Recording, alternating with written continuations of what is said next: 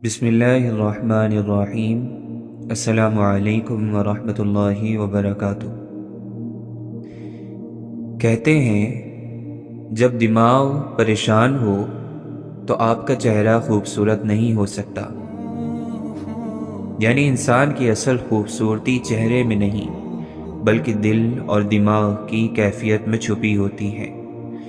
جب انسان کے اندر بے چینی، فکر اور اضطراب یا غم ہوتا ہے تو وہ اس کی آنکھوں، چہرے، مسکراہٹ اور یہاں تک کہ اس کی خاموشی سے بھی جھلکنے لگتا ہے۔ پریشان دماغ ایک چمبک کی طرح منفی سوچوں کو کھینچتا ہے، اور وہ منفی سوچیں چہرے پر جھریوں کی صورت، بے رونقی کی صورت اور تھکن کی صورت میں ظاہر ہوتی ہیں۔ اس لیے اگر آپ واقعی خوبصورت نظر آنا چاہتے ہیں تو سب سے پہلے اپنے دماغ کو سکون دیں۔ نماز، دعا، خاموشی، فطرت سے تعلق، شکر گزاری، یہ سب دماغ کو سکون دیتے ہیں، اور جب اندر سکون ہوتا ہے تو چہرہ قدرتی طور پر چمکتا ہے۔ یاد رکھیں، اصل میک اپ اطمینان ہے۔ کہتے ہیں آپ فطرت کے مطابق زندگی گزاریں گے تو کبھی غریب نہیں ہوں گے، لیکن اگر دنیا کے اصولوں کے مطابق گزاریں گے تو آپ کبھی امیر نہیں ہو سکتے۔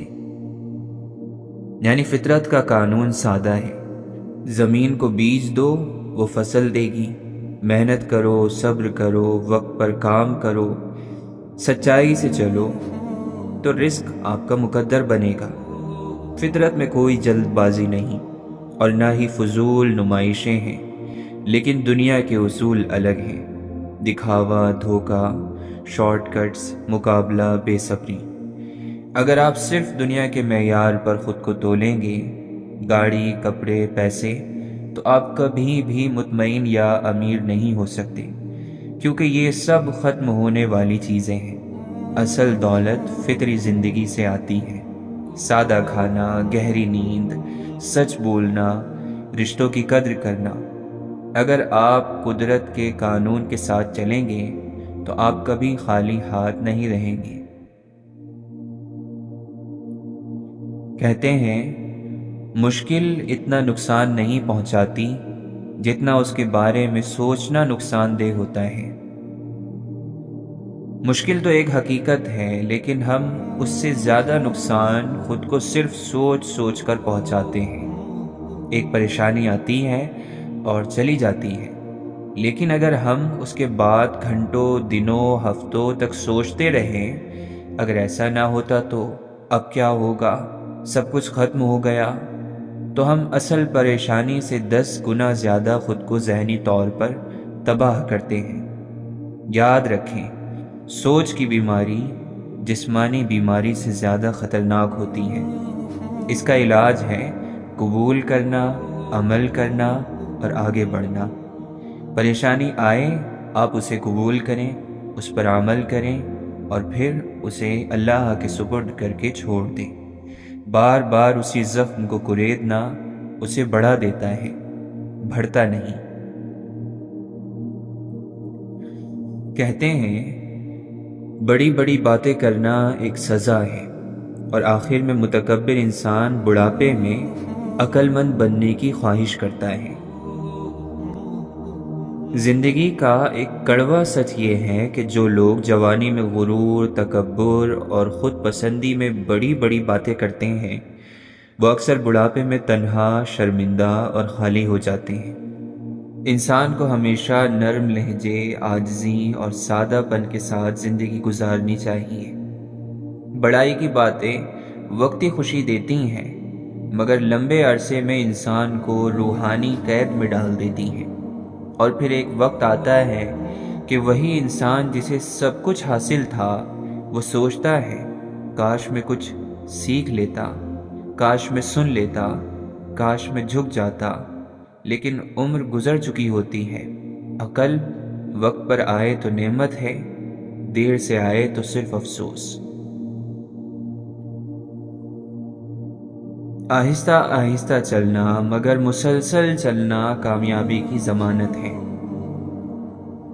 کامیابی کا راز تیز دوڑنے میں نہیں بلکہ مسلسل چلنے میں ہے۔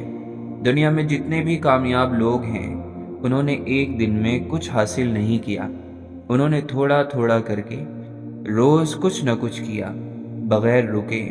آہستہ چلنے والا گر سکتا ہے مگر رکتا نہیں، تیز دوڑنے والا اگر گرا تو ٹوٹ جاتا ہے۔ اصل میں سست انسان وہ ہے جو رک جائے، لیکن جو تھوڑا تھوڑا روز آگے بڑھے وہ جلد یا تھوڑی دیر سے اپنی منزل پر ضرور پہنچتا ہے۔ یہی وہ لوگ ہیں جو خاموشی سے دنیا کو بدل دیتے ہیں۔ آپ بھی روز ایک چھوٹا قدم بڑھائیں، کتاب کا ایک صفحہ، ایک اچھی عادت، ایک سچی دعا، یہی آہستہ قدم کل کی بڑی کامیابی بن جاتے ہیں۔ کہتے ہیں اگر انسان اپنی نفرت پر قابو پا سکتا ہے تو وہ کوئی بھی کام کر سکتا ہے۔ نفرت انسان کے اندر کا زہر ہے۔ یہ وہ چیز ہے جو سوچ کو جلا دیتی ہے، دل کو سیاہ کر دیتی ہے اور روح کو قید کر دیتی ہے۔ اگر کوئی شخص اس نفرت پر قابو پا لیتا ہے، اس کا مطلب ہے کہ وہ اپنی اندرونی آگ کو بجھا چکا ہے، اور جو اپنی آگ پر قابو پا لیتا ہے وہ دنیا کی ہر آگ پر قابو پا سکتا ہے، کیونکہ نفرت انسان کو اندھا کر دیتی ہے اور اندھا راستے سے بھٹک جاتا ہے، لیکن محبت، معافی اور درگزر کا راستہ اختیار کرنے والا انسان اتنا طاقتور ہو جاتا ہے کہ زندگی کی بڑی سے بڑی مشکل اس کے سامنے ہار مان لیتی ہے۔